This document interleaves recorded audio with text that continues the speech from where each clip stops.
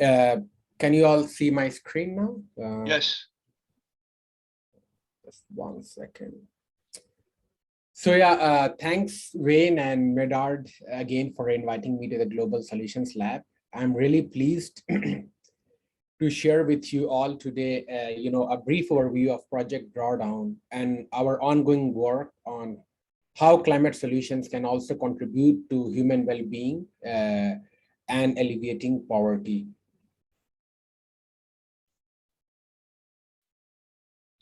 So about Drawdown, we are a US-based nonprofit organization, and since 2017, when we published the New York Times best-selling book Drawdown, the organization has emerged as a leading resource for climate solutions.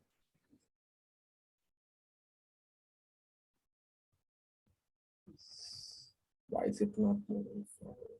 Okay. So really the mission of Project Drawdown is to help the world reach drawdown as quickly, safely, and equitably as possible. Uh, let's begin with the concept of drawdown. What is drawdown? So greenhouse gas have been climbing since the industrial age. Drawdown really refers to the point in future when the levels of greenhouse gas in the atmosphere stops climbing and it starts to decline steadily. Drawdown would be a milestone in reversing climate change and will eventually reducing global average temperatures. So we have identified about 80 plus climate solutions to address climate change that ranges from reducing food waste to shifting to clean energy. The solutions are all interconnected and we need all of them to reach drawdown. So what are these solutions? These solutions are one that are currently available. So we don't include solutions that might become available in future or that might be scalable in future. These solutions are actually currently scalable. Two, they are financially viable. And three, they have proven potential to reduce greenhouse gases in the atmosphere. And fourth, and finally, they have sufficient data to model how much greenhouse gases can be mitigated, reduced, or sequestered through these solutions. So I'm pretty sure a lot of you would have seen this diagram, but just wanted to quickly go over it again. So atmospheric greenhouse gases come from 5 major sectors. So electricity production, food, agriculture, and land use, transportation, industry, and buildings. And together, these sectors are responsible for about 90% of the total greenhouse gas emissions. So Project Drawdown solutions really address each of these sectors to either minimize the emissions from each sector or enhance the ability of natural sinks such as those associated with agriculture and land use to take up more greenhouse gases. So how we reach drawdown, we need to work on all aspects of the climate change and deploy a suite of drawdown solutions to reach drawdown. First, we can start by reducing the sources of greenhouse gases, shifting electricity production, increasing the efficiency of energy, reducing food waste, protecting ecosystems, and much more, as you can see here on the top panel called reduce sources. Second, we can support and enhance natural sinks of greenhouse gases found in nature by shifting agriculture practices, protecting and restoring ecosystems, and more. Finally, we can address inequities in society and achieve broader transformation through people-centered solutions like meeting everyone's health need and ensuring universal access to high-quality education. Together, these three connected areas of drawdown framework for climate solutions, we must pursue them individually, globally, and at all scales to reach drawdown. So now I will shift gears. This was a broad framework of Project Drawdown, how it works. I really want to take the time that was given to me today to talk about the work that I've been doing very closely over the last 1 year and take a deep dive on our work as a Drawdown Lift team, and we focus on climate solutions and poverty alleviation. So we all know that climate and poverty are inextricably linked. People living in extreme poverty, especially women and children, are more vulnerable to natural disasters and commonly live in regions that have been and are projected to be most impacted by climate change. in low and middle income countries, addressing climate change and improving human well-being or people experiencing poverty needs to occur simultaneously. However, today in most countries, developmental programs and climate programs are acting in silos and they're not interconnected. And really in this talk, what I'm gonna show is summarize the evidence that no, you can address both climate as well as contribute to human well-being together. And our works have focused mostly in rural communities in Africa and South Asia. So I'll go ahead and present those work.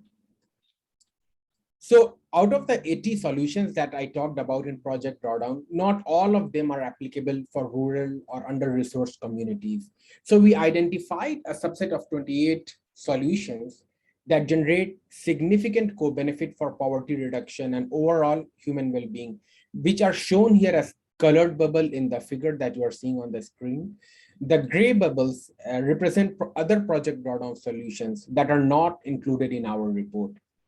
We have grouped solutions with similar human well-being co-benefits together. For instance, distributed solar photovoltaics, small hydropower, and geothermal have similar co-benefits and are grouped together in orange as solutions focused on providing clean electricity. Thus, the report focuses on 5 groups of solutions. The first is improving agriculture and agroforestry. The second is protecting and restoring ecosystems. Third is fostering equality. Fourth is providing clean electricity. And finally, adopting clean cooking. Today, really, I would focus on 3 groups. So improving agriculture and agroforestry, providing clean electricity, and adopting clean cooking in the interest of the people that are in this session. So to assess the evidence of these 5 solution groups on human well-being, we included the 12 dimensions of human well-being that we obtained from the donut economics framework that focuses on ensuring that people can thrive while preserving the health of the environment. We use the donut economics framework for 3 main reasons. First, because of its explicit inclusion of gender equality. 2, because it's pretty adaptable and flexible. And finally, it provides us with a framework to analyze the co-benefits of climate solutions in a scientifically consistent manner. The next step was to evaluate the evidence of human well-being co-benefits for the 5 solution groups that I introduced earlier. To identify these co-benefits, we reviewed about 500 peer-reviewed articles and reports and summarized the evidence. So in this figure, the left side shows the 5 solution group. The second column shows the group's reduction potential of greenhouse gases between 2020 and 2050 at a global level. For instance, adopting clean cooking, which is shown in the purple color, has an emission reduction potential of about 86 gigatons between now and 2050. On the right side of the figure, using teal or dark blue and gray icons, we list the human well-being dimensions, co-benefits generated by each of these climate solution groups. Again, the direct co-benefits are shown in dark blue color and the indirect ones are shown in gray. For example, when we adopt clean cooking, it directly contributes to decreasing energy poverty and indirectly contributes to increase in income, improving health, improving gender equality, and better education. So as I mentioned, I'll take a deep dive into 3 of these solutions that I've highlighted.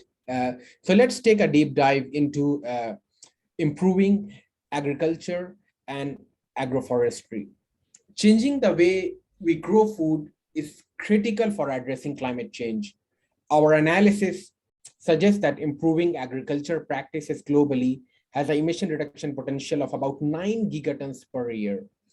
And to put this number in context, the annual global greenhouse gas emissions in 2020 was about 50 gigatons. So it's a large reduction. If we improve our agriculture and agroforestry practices, really we could contribute tremendously in reducing greenhouse gas emissions. Improving agriculture productivity is also a key pathway for eliminating poverty and hunger. In 2020, more than 2.3 billion people, or 1/3 of global population, experienced moderate to severe food insecurity. Globally, food insecurity is much higher among women than men. And the recent war in Ukraine has further increased food insecurity in many countries that are dependent on wheat and fertilizers import from Ukraine. World Bank economists have estimated that improvement in agriculture are 11 times more effective in reducing extreme poverty in sub-Saharan Africa than investment in any other sectors. So this is a pretty busy slide, but it's a very important figure. And this shows a system diagram where we highlight the human well-being co-benefit of implementing a group of climate solutions focused on improving agriculture and agroforestry.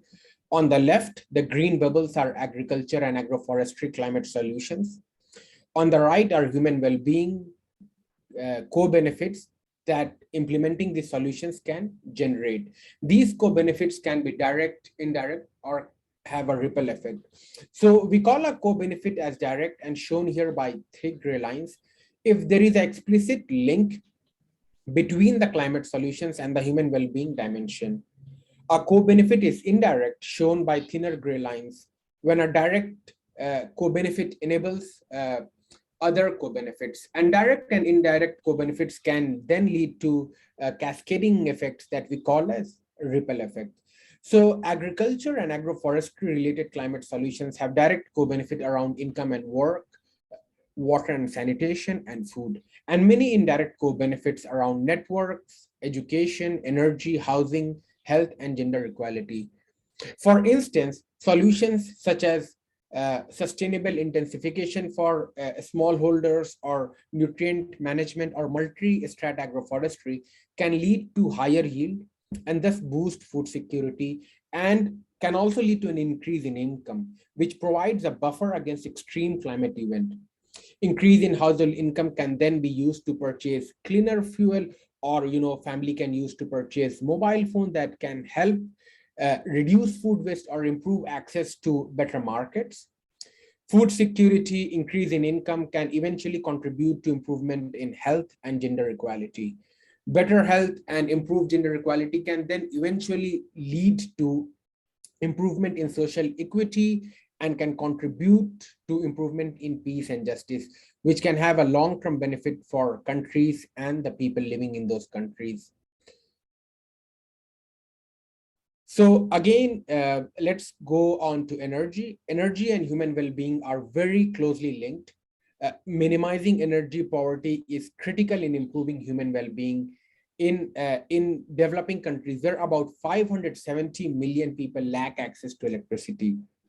Electricity and human well-being are again, they're closely linked. A recent study of linkages between multidimensional poverty and electricity found that people in countries with limited access to electricity also suffered from high food insecurity, lacked access to improved water and sanitation, experienced low income and work, and endured poor health.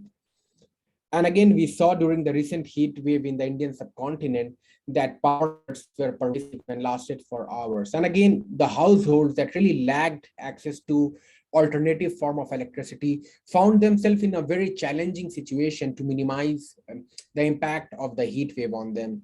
So providing access to clean electricity not only has the potential to remove greenhouse gas emissions tremendously by about 160 gigatons between now and 2050. But more importantly, it has the ability to transform the well-being of remote, under-resourced, vulnerable communities.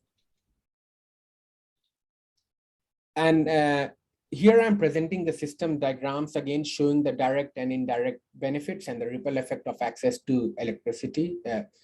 Electricity, once again, fundamentally addresses energy poverty and provides direct co-benefit for the energy dimension, and through it to all other dimensions of human well-being. It's crucial that households deprived of electricity leapfrog to clean electricity to allow them to reap the benefits of electricity without experiencing the negative health effects of electricity, which are produced by fossil fuels or which can contribute to climate change.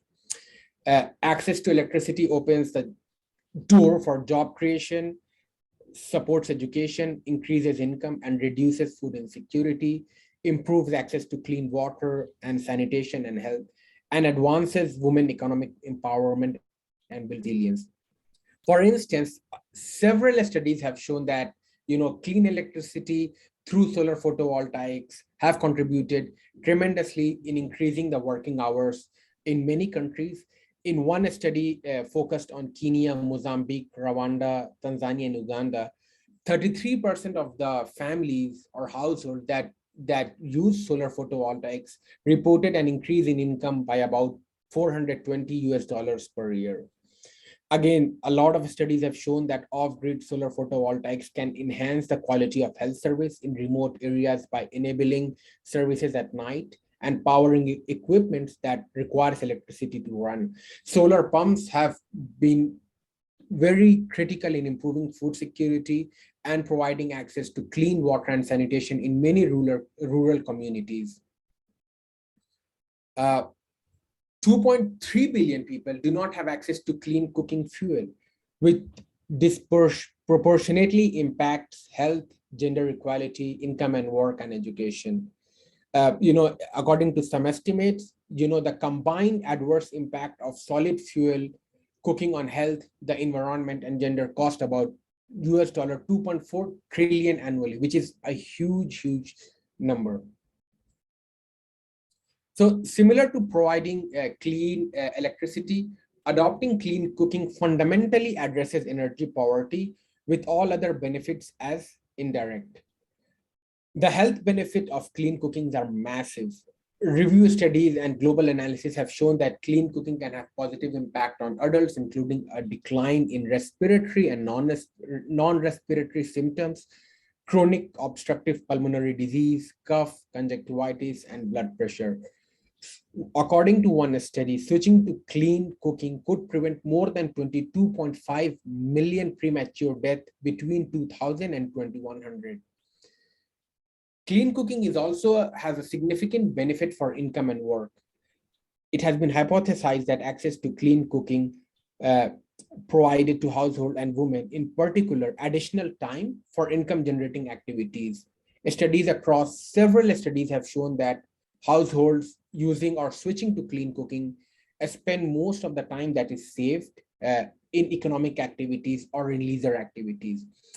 And adopting clean cooking have substantial benefit in reducing time poverty associated with collecting cooking fuel, providing family members, especially women and girls, the opportunity to pursue education.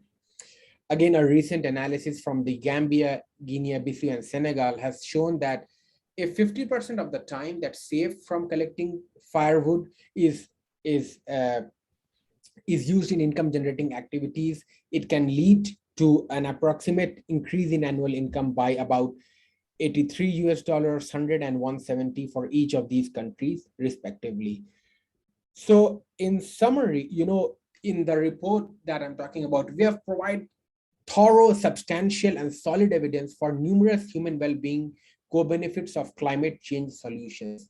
These solutions generate significant direct and indirect co-benefits, especially around income and work, health, food security, education, gender equality, and energy, and could contribute in alleviating poverty and increasing resilience to current and future climate change for all the people, especially for women in rural areas. The win-win solutions presented here also have a strong climate benefit. All the solutions combined have a net reduction potential of about 690 gigatons between 2020 and 2050, which is tremendous. And without these solutions, it will almost be impossible to reach drawdown.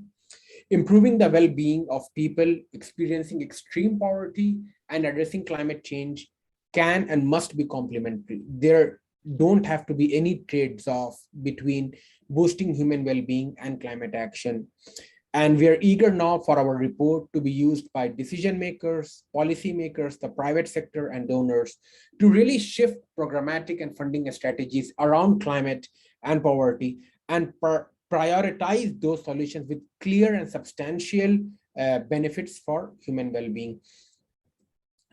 To summarize, we have 5 actions that can contribute to mobilizing these solutions. One, we need to implement these 28 climate solutions that were grouped in 5 groups that I talked about right now. We need to listen to, engage, and work alongside with diverse stakeholders, from local practitioners to senior policymakers, to really build the capacity and plan for synergistic climate developmental actions. In climate finance, we need to include human well-being co-benefit when we are analyzing different projects. Again, we need to accelerate the development of innovative finance for climate solutions, and again include human well-being co-benefits when we are developing those plans. Finally, we need to assemble additional evidence of human well-being co-benefits of other climate solutions that might not have been included in our report. And we really need groundwork and a lot of research on which solutions are beneficial, which solutions can contribute or have multiple co-benefits on different aspects. And we really need to take up those solutions. And with that, I would like to finish my talk and really thank you once again for giving me an opportunity to speak at this forum today. You can visit Project Drawdown's website and download our report, which is available for free. You just have to enter your email address.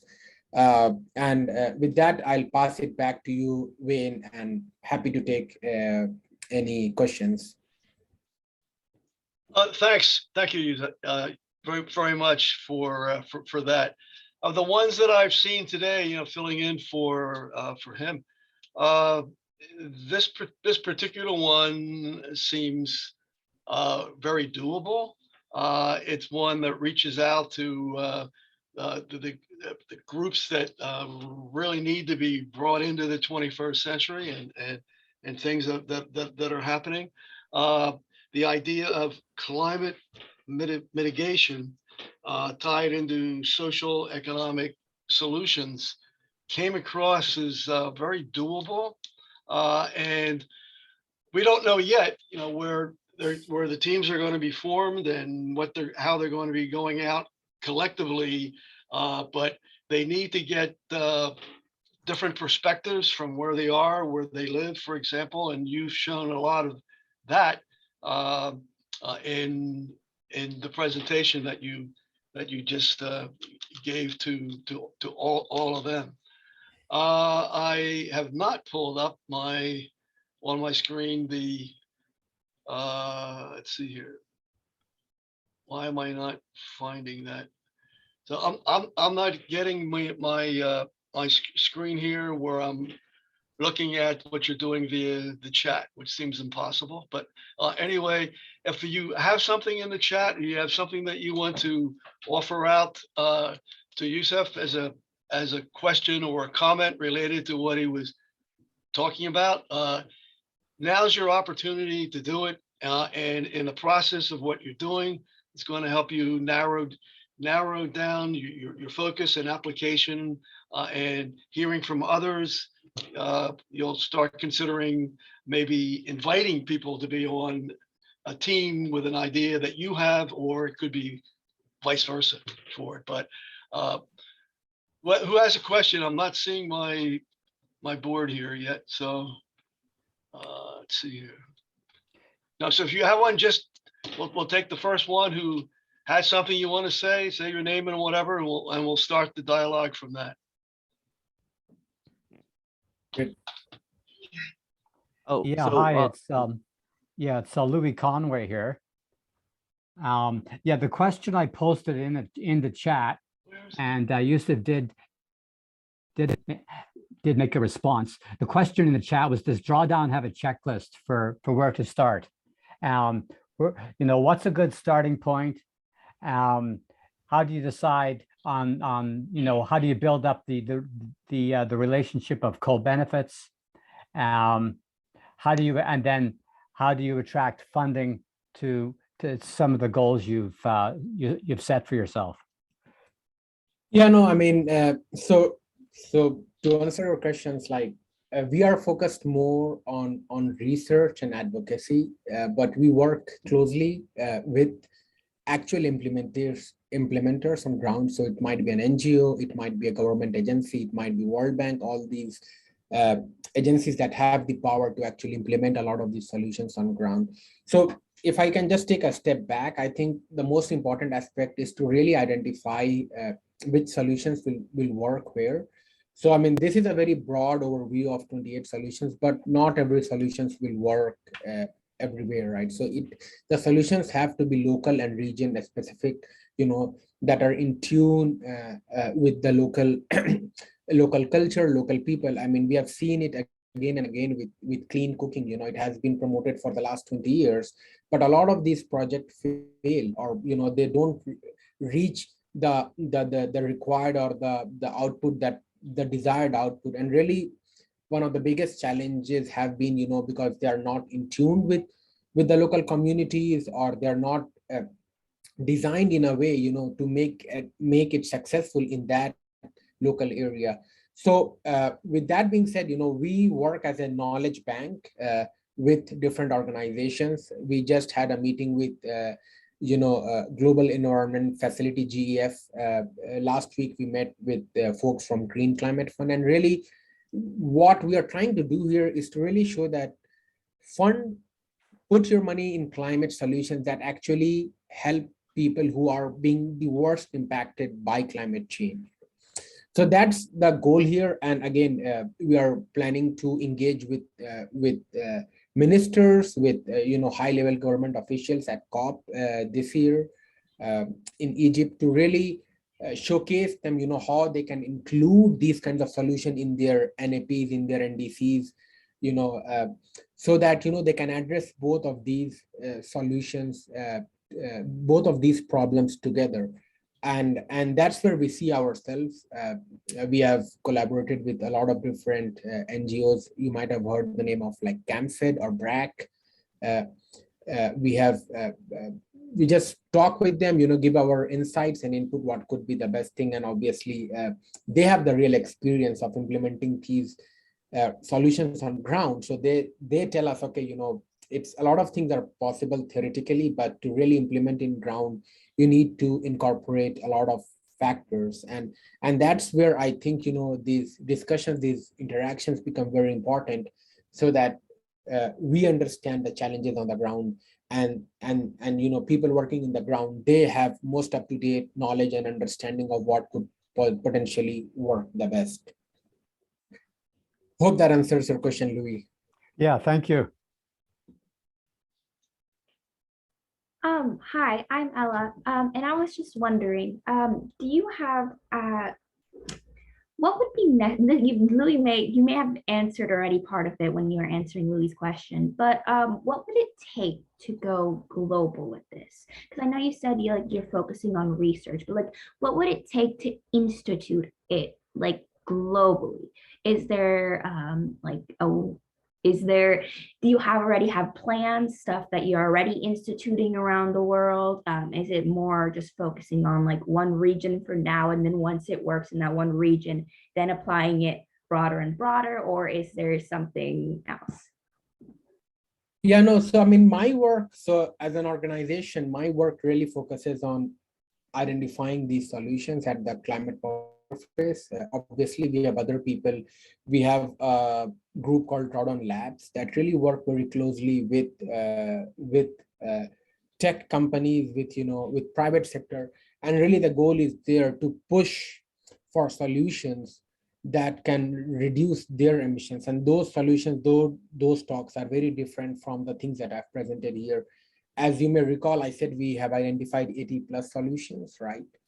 But I only talked about 28 solutions. One of the solutions really is, for example, heat pumps, like retrofitting buildings in the developed countries that suck tremendous amount of energies, right? I mean, we are right in the middle of summer. Pretty much every house in the developed country has an AC that uses a lot of energy. How can you reduce that energy consumption? How can you reduce energy consumption during winters when a lot of people relies on heater that again requires a lot of energy to run? So the solutions that are applicable in developed countries, or the solutions that are applicable to companies, to private sector, is very different. And again, different part of the organization work with different people. And with companies, I can tell you, we really work very hard to help them minimize their overall carbon footprint, which again is much, much, much bigger than any of the developing countries. Really, the problem lies there. They need to minimize their footprint. Microsoft, Apple, these big tech companies, or big countries for that matter, USA, Canada, European countries, they have much higher footprint and they need to really minimize their emissions.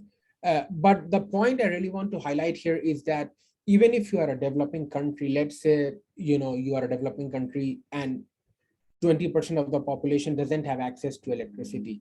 Providing them electricity is important. It's a basic human right, right? But they don't necessarily have to go through, for example, a coal power plant. There are modern ways and technologies that they can adopt. Now, the biggest question is really about finance. Who will provide this finance? Because these solutions, they are not cheap. I haven't talked about finance yet. And that's one of the reasons why I was mentioning that we regularly talk with people from multilateral developmental organizations or other philanthropists or private organizations to really finance these solutions, right? A lot of countries, for that matter, would not have even if they want to, they cannot implement these solutions. To finance is something that's very, very critical. For instance, in South Asian countries, coal is the dominant source of providing electricity.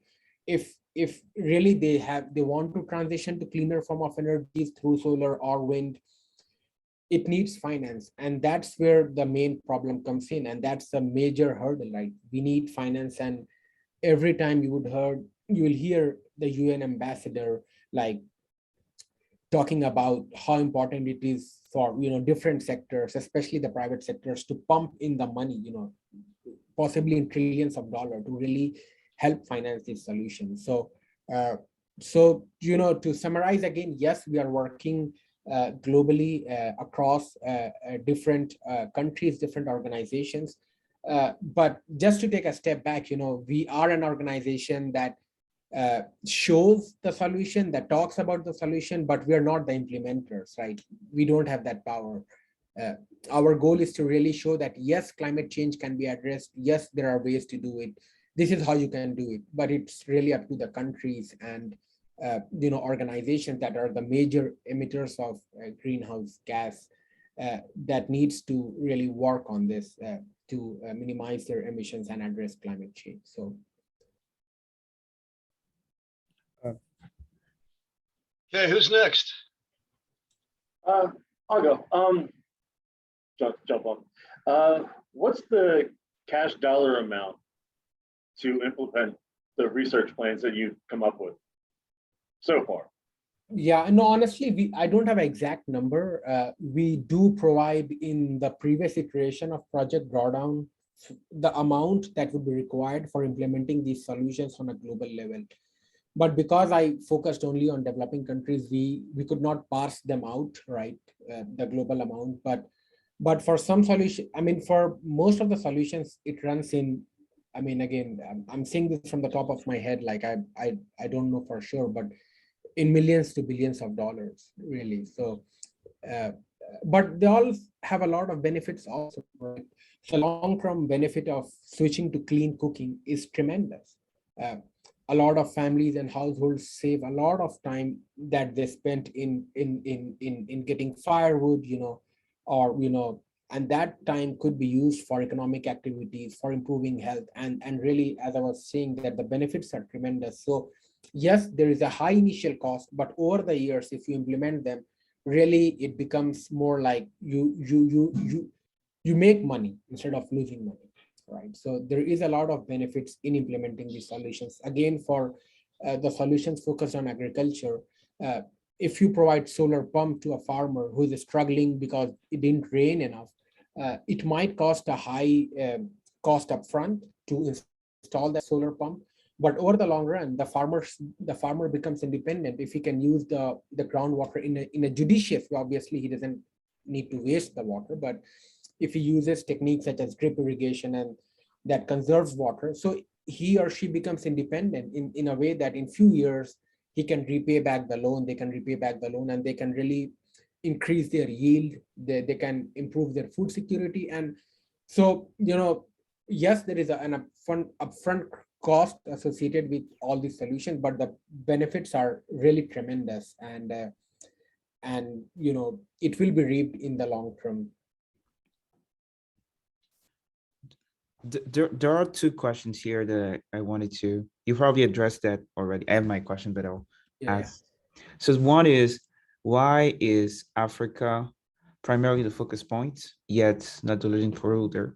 And following up on that question, another person said, how do we address large polluters, for that matter? Yeah, I mean, the large polluters really need to reduce their pollution and really need to keep up the promise they made of providing $100 billion every year at the least. They are not keeping up with their promises. And again, as we work in this area, we are well aware of the challenges and the disproportionate impact of climate change on developing countries, even though they have barely contributed to causing climate change. So when it comes to developed or rich countries, they really need to keep up, and as you can see, there is an ongoing debate on loss and damage fund, right? That's being talked about, and really they need to pay, if a country relies on natural systems for most of its economic activity, for its for a lot of its GDP, and one cyclone or one drought really affects it tremendously, and they loses half of their natural product. It's really because of climate change, and someone needs to provide, right, for that loss, that damage that has been caused. And I don't know if developing countries would succeed at COP27 to really get that amount finalized, or really get the rich or the developed countries agree on paying that. But that's something I personally support, that yes, someone needs to pay for that. And that's how we could address climate change. Otherwise, there is no way. And that's where private firms come in, because they are the one who are a major contributor to greenhouse gas emissions, and they have to play their role in addressing climate change. The other part of your question was why focus on Africa. It's not only Africa, we focus on South Asia and Africa. Obviously, we didn't include developing countries in Latin America, and part of it is due to the funding we received. We were asked to focus on these two regions, so Africa and South Asia. And the other region is the reason is really, if you see, the impact of climate change is eventually much worse in developing countries. If you look at ND Game, which is a University of Notre Dame ranking on the vulnerability of countries, if you look at the top 15, top 20, top 30 countries, they're all either in Africa or Asia. And really, the goal is to work together with local people there, with organizations that can fund these solutions, to really help the people who are one drought away, who are one flood away from losing everything they have, all their assets, all their money, to make them more resilient to the challenge that they might face in future. So again, there are part of our organization work with folks in developed countries to focus on companies reducing their emissions, but also a part that includes me work on these solutions, really to empower or to work closely with developing countries in ways that they can tackle both climate and poverty together. I mean, we saw how COVID-19, so between 1980 and 2020, just before COVID hit in, extreme poverty that is defined as people living on less than $1.9 a day was decreasing very fastly in the early 80s and 90s, but eventually a bit slowly in the 2000s and after 2010, but at least it was decreasing. Just as COVID hit in, who were the worst impacted? The worst impacted were people who were living on daily wages, on hands to mouth. And really, these people were pushed back again into poverty. You know, millions of girls have to leave schools because they just could not go. I personally know of kids who stopped going to school because of economic reasons, right? So it's really very important that, you know, as we look at climate change, we know one flood away, you know, in parts of, in different countries, you know, I was just reading about uh, Somalia, where it hasn't rained in 3 years. A lot of people, their asset is like goats or camels or sheep. You know, it has died, and it really, they don't have any assets anymore. So they are pushed back into poverty, you know, and what we really want is to see that solutions are undertaken, that, you know, that people who live on the brink of poverty, they don't get back into poverty, you know, they climb up the economic ladder, and people who are actually in poverty, they also come out of poverty. So that's the goal. And climate change is going to be a very, very, you know, play a negative role in terms of poverty. So you want to address both of them simultaneously and together, right? So that the negative impacts of climate change is minimized. So that's the goal of our work, you know, that's what our long-term goal is, to really contribute toward, you know, in either through knowledge or through advocacy or through, you know, diverting funds to help, you know, people living on the brink or on extreme poverty to a better life. And again, we have to keep this in mind, these are the people who are not responsible for climate change, right? Yet they will be the one that will be experiencing the most adverse impact of climate change. So there is a huge social and equity and justice issue surrounding this, and that's one of the reasons why I personally want to work on this. You know, that's my personal motivation to work on something on a topic like this. I hope that answers your question. Yusuf, one of the things that we do at my organization, I run an educational NGO called GEM. It stands for Global Education Motivators. And we've been working now for more than 3 years, maybe 3.5 years, with the UN Framework Convention on Climate Change.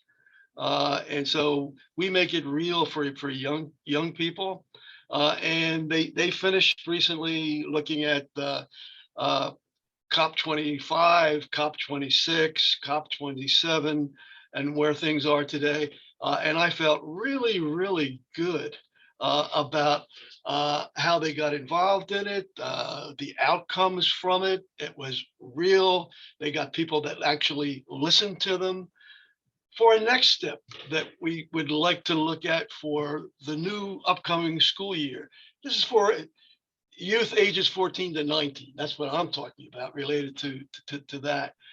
The applications of what you're using to actually do these things and make them happen, and other organizations that are doing the same thing like you are, to bring that reality into youth as they look at what their country is saying that they're going to be doing and what it is that they're really doing, and to get them more aware of things like what you have and what you're doing, for them to see that. And I think they would see it and it'd be something like, that's not that hard to have that application in this area and that area. It's an area that they don't see that much of, but it'll get them thinking more about it, you know, at the university level and beyond that. I don't know. I just wonder what you thought about the idea of that, because we're committed to 2030 with young people in the model that we have now, and we can continue it each year. No, I mean, that would be fantastic. And I have a colleague, Matt, who actually works on community engagement in the US. He would be a perfect person to, you know, engage with these students, with these kids. And really, I want to add one more thing here. You know, we all talk about the doom and gloom of climate change, that, oh, by 2050, the temperature will rise by this will happen, this will happen. But the fact is, we can address them. And I think that's something very important to acknowledge, and to really tell our young generation that, yes, we can address climate change, and there are solutions. I was reading again a report or an article that there is a lot of depression among young people, among young generation regarding climate change. That there is a message of doom and gloom again and again when you see reports, when you read news articles. Oh, this place flooding happened, this many people died, and billions of dollars was lost, or drought happened in this country, and thousands of animals died and people are suffering. That is true, but that can be addressed. We can try our best to address it. And I think that message really needs to go out, that there are solutions, that there are ways. We don't manage our food properly. The malnutrition that we see, the food insecurity we see, is not because we have a food shortage. It's because we don't manage our resource properly. That's the problem. In the developed countries, 1/3 of the food is wasted, right? A lot of people order food, they don't eat in houses, people throw food. In developing countries, what happens is a farmer grow their crops, they might miss an opportunity to sell their vegetables in a market, but they don't have access to electricity or cold storage to store their food. And in 2 days, 3 days, food rots quickly, and that farmer has lost all his or her, asset, his vegetation, and really, they cannot do nothing about it. I was reading again in a news article last month in India, when the temperatures were reaching 50 degrees Celsius, there was this woman, she was selling fish in the market. So generally she would keep the fish on the ice blocks, right? But at 50 degrees Celsius, your ice is melting super fast. Now her fish would go bad if she's unable to sell it in few hours or store it overnight. So not only she has to buy more ice, which will cost more money, but if she's unable to sell that fish, she will lose her asset, her money that she has put in. And then again, she might not have enough money to buy more fish next day to sell. So really this is a big challenge, that's associated with it. But we can address this, if everyone has access to education, electricity. Really, a lot of these challenges that we are seeing, a lot of the problems that would arise from climate change can be addressed. And really, that's what we want to promote, that yes, things are not good, but it can be addressed. One of the other things that it would do on top of that would be, there's such a big increase now in mental health issues around the world, certainly in our country. By doing a lot of these things just exponentially, it'll have a big effect on other areas like mental health, which, working with young people in the age range that I do, I hear that all the time about mental health as one of the biggest issues that's out there. And climate change is, part of making that happen. Exactly, yeah. Anybody else? They are just now. Yeah, oh, it's hi. Sorry, Go ahead. sorry, Go Ray. ahead. Go Yeah, ahead. Louis Conway here. Yeah, one question I had was on the scale of projects that are addressed through Project Drawdown. Your emphasis is, Yusuf, is on the local project. Now there are some, major infrastructure projects in Africa. One is the Great Green Wall. That would be an example of a large-scale infrastructure project. It crosses the Sahara, over and goes through numerous different countries. Other large-scale infrastructure projects would be, hydroelectric projects, on the major river systems within Africa. That the Nile, the Niger, the Zambezi. Grand Renaissance Dam. Right? Now, I'm just wondering if Drawdown actually looks at major infrastructure. Is it the focus all on local, or do you look at the impact of major infrastructure as well? No, I don't think we really have focused on infrastructure as such. For example, how would the Grand Renaissance Dam that's being currently built, how will it affect climate, or what kind of benefits it will have for human? We haven't done that. really the solutions we have focused actually is more on a global scale where it's applicable everywhere. So yeah, I mean, talking about the green wall, I mean, if the green wall could be seen as an agroforestry or some sort of solutions, the among the hundreds that we have, then we would have incorporated it. But I don't know the exact details there, and I can look up more and come back to you with that information. Thanks. Someone else?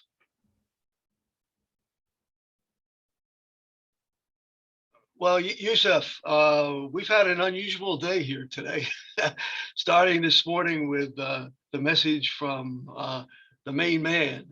So I'll report to him on all the things that we accomplished today, and this one, especially for me and what I'm doing with my age group